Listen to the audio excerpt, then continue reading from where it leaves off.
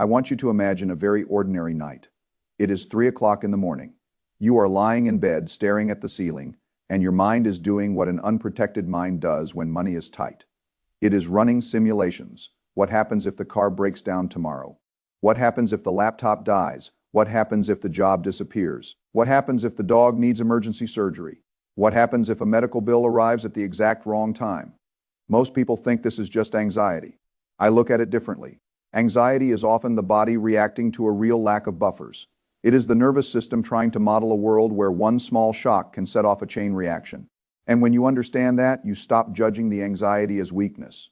You start asking a more useful question: what amount of financial cushion changes the system? Most people assume that the big psychological milestones are huge numbers: $1 million, $100,000, a paid-off house, a portfolio large enough to throw off income forever. Those are important numbers. But they are not the first real transformation point. The first real transformation point is much smaller. It is $10,000. That number does not make you rich. It does not make you financially free. It does not mean you can stop working. It does not mean you can ignore risk. But it does something very important. It changes how the system inside your life behaves. When you have no savings, your life is fragile. When you have $10,000, your life is still not rich, but it is no longer as brittle. And there is a very big difference between a fragile system and a system with a small but meaningful shock absorber. I have learned over many cycles that the people who survive and improve are not always the people who make the highest income. They are the people who build resilience before they try to build scale. And for many people, $10,000 is the first serious sign of resilience. Before we talk about what changes after you have it, you need to understand what life feels like without it. Because when you are living paycheck to paycheck, every decision has weight. A trip to the grocery store is not really a trip to the grocery store. It is a series of small negotiations with your anxiety. Can I buy the brand I actually like? Should I get the cheaper one? Can I say yes to dinner with friends?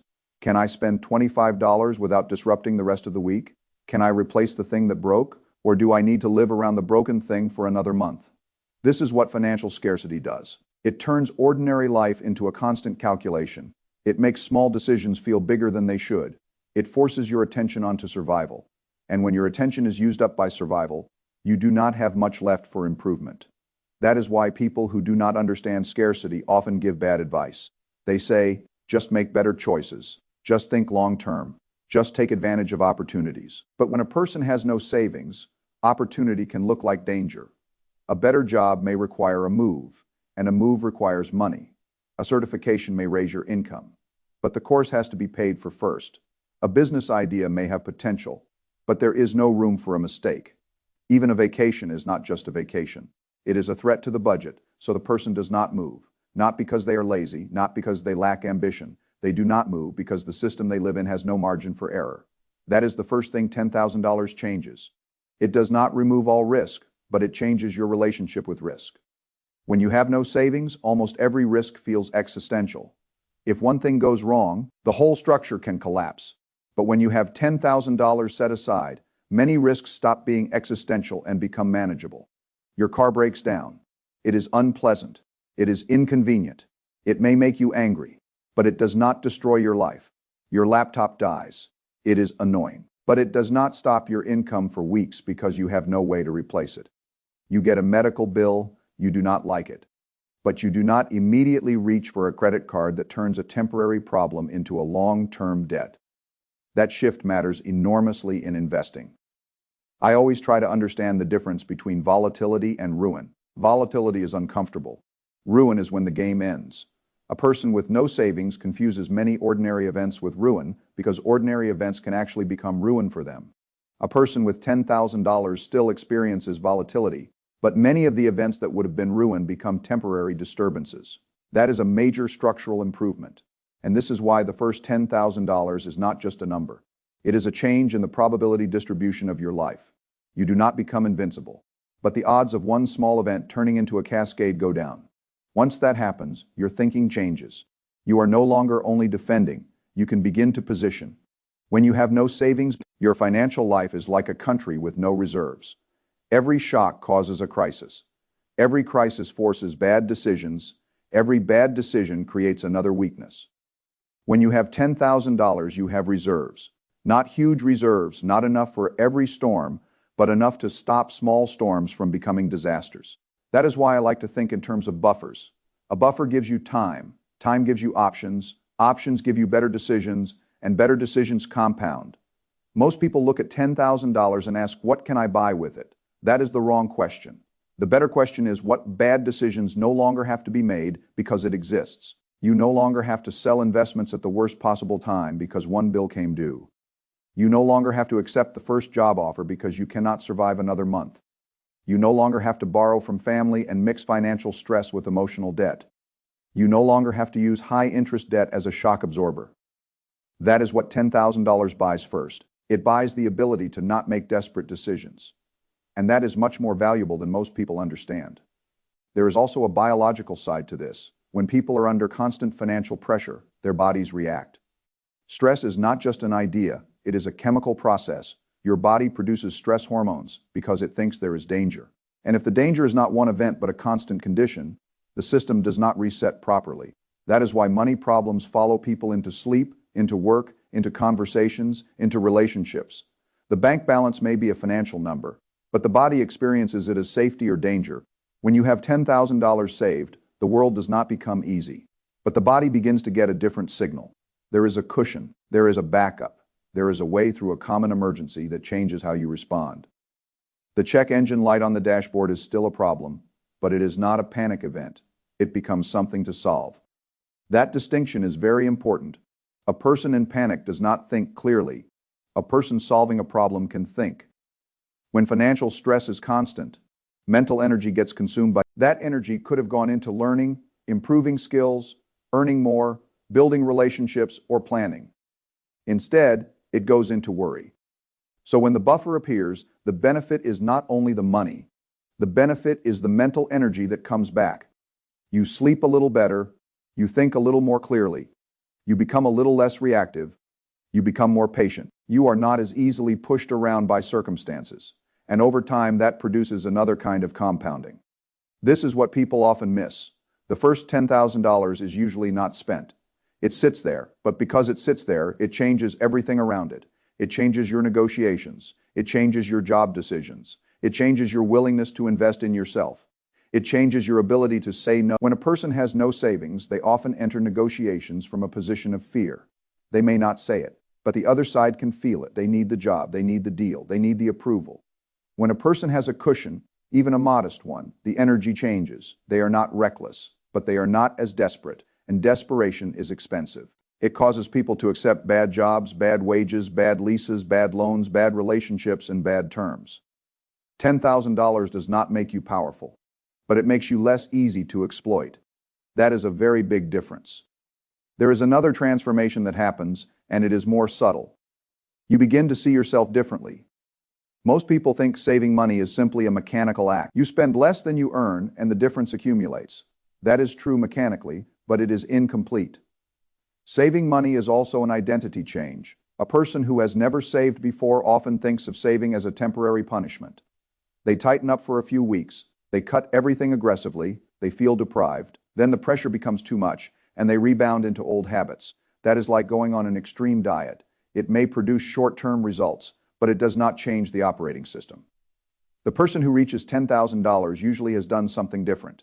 They have become the kind of person who keeps money that matters more than the money itself.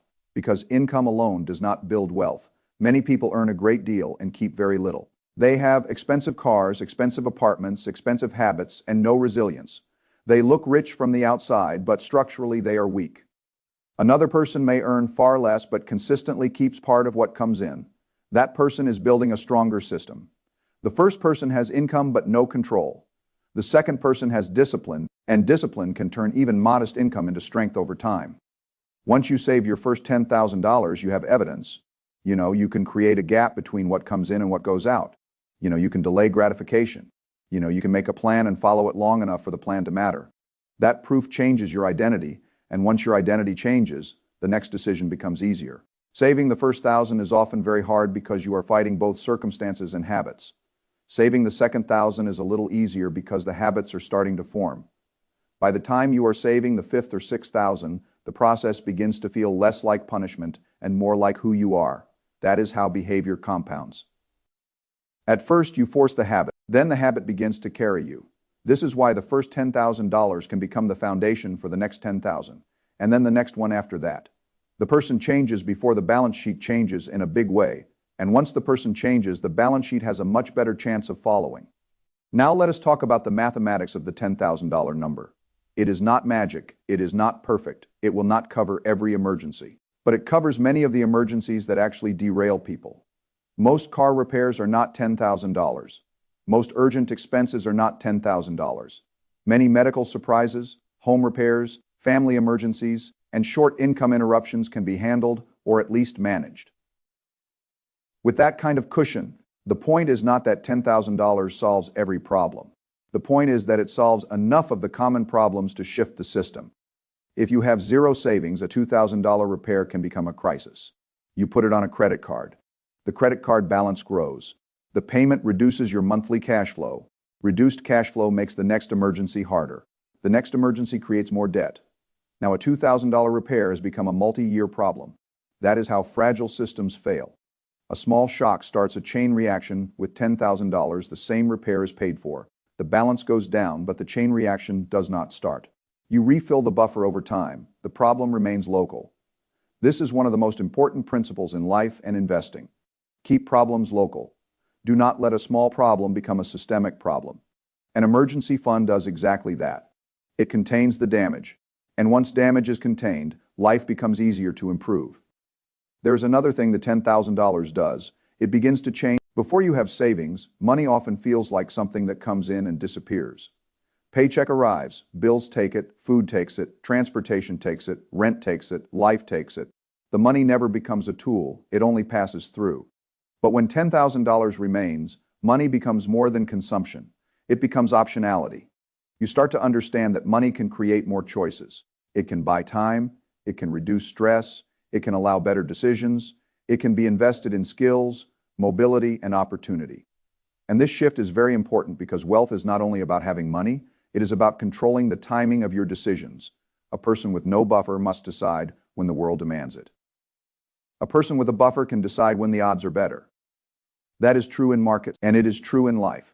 When you have no cash, you sell when you are forced to sell. You take jobs when you are forced to take jobs. You borrow when lenders have the advantage. You accept terms when the other side knows you are trapped. When you have a cushion, you can wait. Waiting is a form of power. Patience is not just a virtue. It is a financial asset, and $10,000 is often the first amount that gives ordinary people a little bit of patience. That patience changes career decisions. You may finally ask for the promotion because losing favor does not feel like financial death. You may take a class that costs money because you are no longer operating at the edge. You may go to a networking event, buy better tools, repair something before it gets worse, or take a measured risk on a better opportunity. I want to be careful here. A cushion should not make you reckless. It should not make you invest your emergency fund into a friend's idea or a speculative scheme. That is not what resilience is for. Resilience is not permission to be foolish. It is permission to be thoughtful. There is a big difference. When a person has no savings, they often avoid even good risks because they cannot survive a bad outcome. When they have a cushion, they can start distinguishing between reckless risks and productive risks. A productive risk might be investing in a skill that can raise income. A reckless risk might be putting the whole safety net into something you do not understand because you are eager to get rich faster. The cushion gives you room to think, but you must still use principles. In my experience, good decisions require three things: a clear view of reality, emotional control, and enough time to let the logic work. Financial pressure attacks all three. It distorts reality because fear makes everything look urgent. It reduces emotional control because the body is under threat. It removes time because bills do not wait. $10,000 does not solve life, but it helps restore these three ingredients. You can see more clearly, respond more calmly, and take a little more time. That is why it has such a large effect. There is also a social dimension that people rarely discuss honestly. When you are broke, social life becomes complicated. You avoid dinners because you cannot afford them. You make excuses. You feel embarrassed. You may become resentful of people who seem to move through life more easily. You may withdraw, not because you do not care about people, but because every invitation has a price tag attached to it. Money stress creates emotional friction. It can make people irritable, defensive, ashamed, and distant. It can damage relationships not because people are bad, but because scarcity puts pressure on every interaction. When you have $10,000, you do not suddenly become socially free. You still should be careful. You still should not spend just to belong. But you no longer feel that every small social expense threatens the whole system. You can choose based more on values and less on panic. You can say yes when it matters and no when it does not. That sounds simple, but it changes how people experience daily life. The same thing happens at the grocery store. A person with no savings may spend the whole trip calculating. Name brand or generic fresh food or cheaper food, buy enough or stretch what is at home. Every aisle becomes a test. A person with $10,000 still cares about price, they should. But the mental calculation changes. They can choose the food they actually want within reason. They are not making 50 survival calculations before dinner. This reduces what psychologists call decision fatigue. Decision fatigue matters because every small decision uses mental energy. When all day is full of tiny money calculations, by evening you have less discipline left for the bigger decisions. That is one reason scarcity can become self-reinforcing. Poverty is not just a lack of money, it is a tax on attention. The first serious savings cushion gives some attention back, and attention is one of the most valuable assets a person has.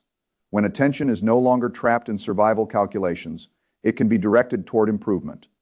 You notice you are overpaying for insurance. You shop for a better phone plan. You think through your spending instead of reacting. You review your career. You explore ways to earn more. You improve the system because you finally have enough calm to see the system. These small improvements compound: $50 here, $100 there, a better job, a better habit, a lower bill, avoided debt spiral. At first, they look small. Over years, they become large. That is how most real wealth is built. Not through one dramatic event, but through a series of better decisions made possible by stability.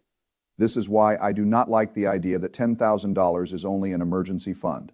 That is too narrow. It is a psychological reserve. It is an opportunity reserve. It is a decision quality reserve. It is a stress reduction reserve. And it is a proof of identity reserve. It proves that you can build.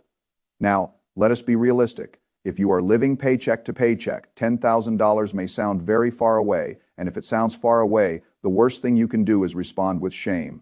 Shame is not a strategy. It does not produce savings. It does not improve income. It only drains energy. The right response is to reduce the problem to the next step. Do not start by thinking about $10,000. Start by saving the first $50, then the first $100, then the first $500, then the first $1,000. Every threshold changes something. The first $100 proves you can start. The first $500 handles a small surprise. The first $1,000 creates the first real sense of traction. The first $10,000 changes the operation. People underestimate small beginnings because they are comparing them with the final target. But every big system starts as a small pattern repeated many times. If you can save $25 every week, that is a pattern. If you can increase income by one small amount and keep the difference, that is a pattern. If you can stop one recurring leak in your budget and redirect the money, that is a pattern. Patterns matter because they are scalable. A person who learns to save when the numbers are small is more likely to save when the numbers become larger. A person who cannot keep money when income is modest often cannot keep it when income rises either. That is why the identity matters more than the number. I have seen people make high incomes and have no real freedom because every dollar is already spoken for. I have also seen people with ordinary incomes build real security because they respected the gap between income and spending. The gap is where freedom begins. $10,000 is what happens when that gap becomes visible. There are practical ways to build it, but they all depend on the same principle. Make saving automatic, boring, and unemotional. If you try to save only what is left at the end of the month, you will usually save nothing because money that has no job gets absorbed by life. It will find a place to go. The better approach is to decide in advance that a specific amount moves away from spending before you have time to negotiate with yourself. This amount may be small at first. That is fine. The system is more important than the size at the beginning. Over time, look for the spending that gives you the least convenience: purchases, subscriptions you do not use, food bought because you were unprepared. Small habits that are not bad individually but expensive collectively. The goal is not to make life miserable. The goal is to stop trading long-term peace for short-term unconscious consumption. You can still enjoy life, but enjoy it deliberately. A person can spend money and still be financially principled. The problem is not spending. The problem is unconscious spending that prevents resilience. There is also an income side. Many people focus only on cutting costs, and cost control matters. But there is a limit to what can be cut. There is no similar fixed limit to improving income.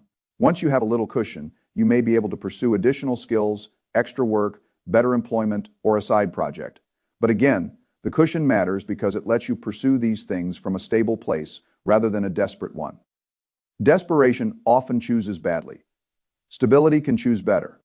This is the deeper reason $10,000 matters. It helps move you from a life of reaction to a life of design. Reaction says something happened. Now what do I do? Design says what kind of system do I want to build so that when something happens I already know what to do. A person with no savings is forced into reaction. A person with savings can begin designing. And the first design principle is simple. Do not let common emergencies destroy uncommon progress. Most people are not ruined by rare catastrophes. They are slowed down by common shocks they never prepared for. A car repair, a dental bill, a move, a temporary job gap, a family obligation, a broken appliance, a pet emergency. These are not rare. They are part of life. So if your financial system cannot absorb them, the system is underbuilt. $10,000 is often the first amount that makes the system reasonably absorbent. Again, not perfect, but meaningfully stronger. Once that money is there, the next challenge is not to treat it as spending money. This is where many people, they reach the milestone and then their mind starts asking, what can I buy? A vacation, a car upgrade, a new gadget, a lifestyle signal. But the point of the first $10,000 is not consumption. The point is protection and optionality. If you spend it on something that does not improve the system, you go back to fragility. That is why the first $10,000 should be respected. It is not a prize. It is the foundation. And foundations are supposed to be boring. Nobody walks into a house and admires the concrete, but without the concrete, the beautiful parts do not matter. Your emergency fund is the concrete. It is not glamorous, but it keeps the rest from cracking. After you have it, you can start thinking more clearly about bigger financial goals. Retirement accounts, investing, a future home, business ideas, career change, freedom from bad debt, longer-term independence. But without the foundation, these things are much harder to sustain. I do not believe in building complexity before stability. Complexity without stability creates fragility. Stability first, that is a sound order, and $10,000 is one of the first clear stability markers. It also changes how you interpret setbacks. Before you have savings, a setback can feel like proof that life is against you. After you have savings, a setback can feel like what it actually is, a setback that emotional difference matters. A person who sees every setback as catastrophe is likely to make impulsive decisions. A person who sees a setback as a manageable event is more likely to respond with reason. Reasoned responses produce better outcomes. Better outcomes preserve the buffer. Preserving the buffer reinforces the identity. The identity reinforces the habit. The habit builds the next milestone. That is the loop you want. Most people are stuck in the opposite loop. No buffer creates stress. Stress creates bad decisions. Bad decisions create debt. Debt reduces cash flow. Reduced cash flow prevents saving. No savings creates more stress. That is a bad loop. The first $10,000 helps break it. It creates a new loop. A buffer creates calm. Calm creates better decisions. Better decisions protect cash flow. Protected cash flow allows more saving. More saving strengthens the buffer. A stronger buffer creates more calm. That is a good loop. In life, loops matter more than isolated decisions. A good loop can take an ordinary person very far. A bad loop can keep even a talented person stuck. So when I talk about $10,000, I am really talking about changing the loop. Now let us look at career decisions again, because this is where the effect can become very large. If you have no savings and your boss treats you badly, you may stay, because you have to. If you have $10,000, you may still stay. But you can update your resume, you can interview, you can negotiate, you can say no to disrespect without immediately fearing homelessness. That does not mean you should be impulsive. It means your decisions can become more principled. Having a cushion allows you to operate with a little more dignity. Dignity matters. A person who always has to say yes cannot make clean choices. A person who can say no occasionally has a different relationship with the world. This is one reason financial security often improves confidence. The confidence is not arrogance. It is not showing off. It is the quiet knowledge that you have prepared enough to not be completely dependent on the next person's approval. That changes your posture. And other people feel it. Employers feel it. Clients feel it, friends feel it, even you feel it. You stop seeing yourself as someone constantly trying to survive and start seeing yourself as someone capable of building. That is a major psychological change. and it does not require $1 million. It often starts with the first real reserve. There is one more thing I want to be honest about. $10,000 will not feel the same to everyone. If your monthly expenses are very low, it may represent many months of safety. If your expenses are high, it may represent less. If you have dependents, health issues, unstable income, or a volatile industry, you may need more. So the number is not universal in the mechanical sense, but psychologically and practically, it is large enough for many people to create a felt shift. It is a threshold the mind recognizes. 5 figures. A real reserve, not a few $100s that can vanish with one repair. Not a fantasy number so large it feels impossible. It is reachable enough to build toward and meaningful enough to change behavior. That combination is why it matters. A good milestone must be both achievable and consequential. $10,000 is both. And once you reach it, the most important thing is not to stop. It is to use the stability it gives you to make better next decisions. Maybe your next step is to pay down bad debt faster. Maybe it is to increase income.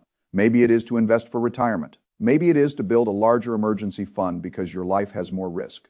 Maybe it is to create a skill that raises your earning power. The right next step depends on your circumstances, but the quality of your choice will probably be better because you are no longer choosing from panic. That is the central lesson. The money matters, but the state you make decisions from matters even more. If you make decisions from fear, you will usually choose short-term relief over long-term progress. If you make decisions from stability, you can choose long-term progress even when short-term discomfort is involved. $10,000 helps move you into the second state. That is why it changes everything. Not loudly, not dramatically, not in a way that impresses strangers. It changes the way your life responds to pressure. It changes the way your body responds to uncertainty. It changes the way your mind evaluates risk. It changes the way you negotiate, plan, sleep, work, and relate to others. And most of all, it changes the story you tell yourself before. The story may have been, I cannot get ahead. After the story becomes, I can build, that story is extremely powerful. Because once a person believes they can build, they start looking for proof. They look for the next milestone. They look for the next improvement. They look for the next good decision. And if they keep doing that long enough, the results can become much larger than the first $10,000 ever was. So if you are starting with very little, do not look at the distance and become discouraged. Look at the next action. Save the first small amount. Protect it, repeat. Do not despise the early stage, because the early stage is where the identity is formed. The person you become while saving the first $10,000 may be worth more than the $10,000 itself. That person is calmer, more disciplined, more patient, more strategic, less easily pushed by fear, more able to see the difference between a want and a need, more willing to delay gratification, more capable of taking productive risks, and more prepared for the next phase. That is the real milestone. The account balance is visible. The character change is less visible. But the character change is what produces the next balance. If you remember nothing else, remember this. The first $10,000 is not about becoming rich. It is about becoming resilient. It is about moving from financial fragility to financial breathing room. It is about creating a small firewall between life and your future. It is about preventing ordinary problems from becoming permanent setbacks. It is about having enough stability to think clearly. And when you can think clearly, you can make better decisions. When you make better decisions, you create better outcomes. And when better outcomes compound over time, that is how financial freedom begins. Not with a lottery ticket, not with a sudden miracle, not with one perfect investment, but with the first reserve that proves to you that you are no longer only reacting to life, you are beginning to design it.